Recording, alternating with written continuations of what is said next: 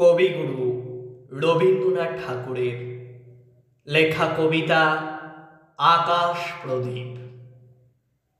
গধূলিতে নামলো আধার, ফুরিয়ে গেল বেলা, ঘরের মাঝে সাঙ্গ হলো চেনা মুখের মেলা।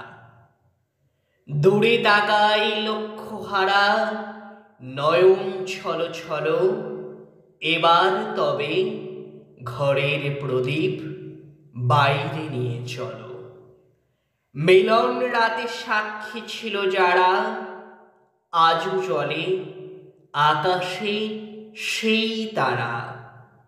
পাণ্ডু আধার বিদায় রাতের শেষে, যে তাকাতো শিশির সজল শূন্যতা উদ্দেশ্যে। সেই তারকাই তেমনি চেয়েই আছে অস্তলোকের প্রান্তদ্বারের কাছে।